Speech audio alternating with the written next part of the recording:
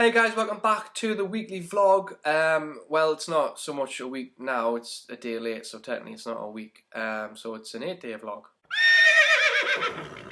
But anyways, nonetheless, it's back. This week it's going to be about race preparations. So what to do, well, what I tend to do before a race, 5 pointers that I've picked up over the last couple of years. Hopefully it can be relatable, or you can pick a few things up. If you've got stuff that I haven't mentioned before, why not write it in the comment section below. I'd like to hear some of your stories of what you do the race the night before or on the day of the race. It'd be interesting to get other people's opinions. But before I start, don't forget to like and subscribe this video. It's going to help me massively to get a bit more exposure with maybe getting some tips out there, linking up with the different YouTubers who do running as well. So please do that. I'll put everything linkable wise in the comment section below. Not the comment section. What am I talking about? In the description below, and without further ado, we'll get cracking.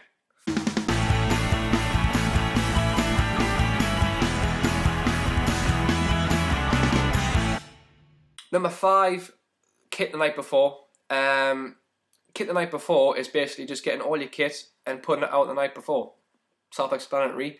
Basically, get your vests, your t-shirts, what you're going to be wearing on the race day, and lay it all out somewhere where you know it's going to be. So if you like to get ready in the bathroom, put it in the bathroom. If you get ready in the bedroom, put it in the bedroom. Just make sure you've got everything laid out that you need for the race, the following day, on the morning or in the afternoon, depending on what your race is. Just so you're not running around and stressing over maybe a lost sock or a lost t-shirt or a lost trainer. It's less to think about, less work to do on the morning. So all you got to do is get up and have your breakfast, and then get ready. That's basically it. So make sure it's laid out with everything you need, including pinning your bib on your vest or t-shirt, so you're not running around looking for for pins to put your number on. It's all done and dusted. Less stress, less to worry about. Number 4, eat your breakfast in good enough time. Yeah, it's again self-explanatory. If you're gonna have your breakfast, as you're leaving the house for a race, then you've just pretty much knackered yourself.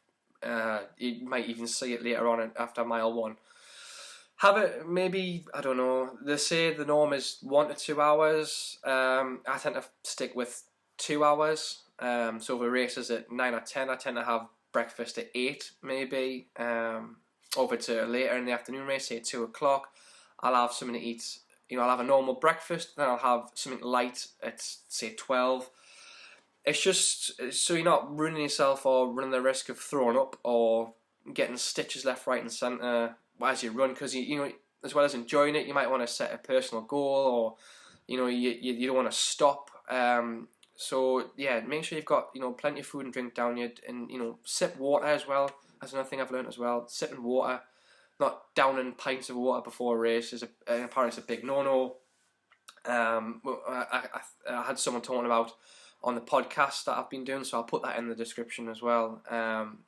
So yeah, drink water, but sips, and plenty of time for your food. 2 hours at the norm, I think it is. Number 3, making sure you've got a designated area to meet your friends and family. You need to have this sorted so you can, find them after your race. Last thing, you're tired, you're going to be sweaty, you want to get out your clothes as quick as possible, you want to get some food down you and some drink down you.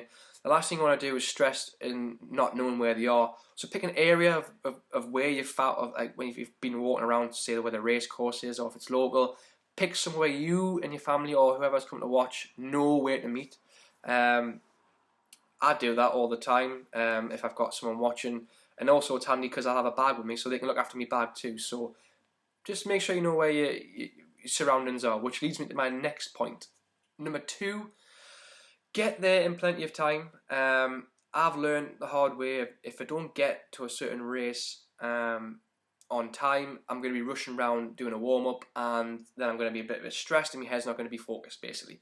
So just look at it. If it's an area you don't know where you're quite sure where it is, Google it. Look at the maps. Look at trams, buses, areas that you can use if you need a taxi. Just make sure it's accessible and close. Maybe try and walk a little bit of the course so you know where the start of it is. Yeah, just familiarise yourself with your surroundings. Yeah, just make sure with times and stuff. Get there plenty of time so you can do a warm up. just don't leave it to the last minute, because then it's more stress on you, and then you're more likely, to get stressed over it and lose focus. So again, leaving plenty of time. Make sure you know where you are. Make sure you access the course and finish line, start line. Yeah, just do your homework basically. Number one, enjoy it. You've paid for the race, you've trained for it, hopefully. Just enjoy it. Like, there's no point if you entering a race and you just slogging it along thinking, I'm not enjoying this at all. It was up to you to pay for the race, so if you're not enjoying it, you've just wasted your money basically. But if you pay for it and you do enjoy it, brilliant. If you don't run a PB, you don't run a PB, so what? It's the occasion. You've probably pumped some money into a charity, if you think about it. So you're bound to have helped a cause somewhere in the country or in the world when you've paid for this race. Like there's a race coming up in next month up here called the More Running event, which I think it helps. It's related to Movember, so I think it's men's health. I think it is, and cancer related as well. So I know that when I come to enter that race, my money's going to go towards a charity or helping towards a charity. So I'm going to enjoy it regardless if I run a PB or not. I've done something. So it's a pat on the back. So there you have it. That's the top 5 things that I like to do, or I've learned to do since I've been doing running. Hopefully it'll inspire you for your next block of training, or if not, you've picked up a few tips as I've mentioned. You might implement them in your next block of training. That'd be quite cool if you did. Just let us know if you have put it in, by the way, and if not, tell me what you do as well. Like, it'd be interesting to find out what other runners out there tend to do on their race preparation. So yeah, just bang it in the comment section.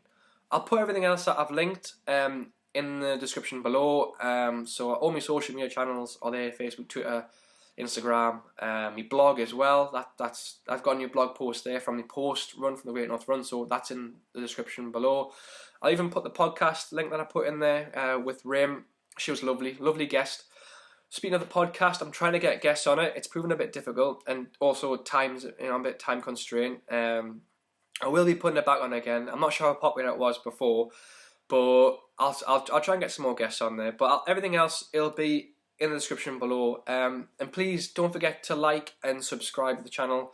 That'd be great. Like the video, and subscribe. Like I said, hopefully I'll be doing more of these. I might do my own personal vlogs for training, because I've got loads of top 5 stuff that I want to get off the chest. Not even top 5, could be worst 5. But yeah, I'll stop rambling now. Yeah, thanks for watching. I'll see you next time.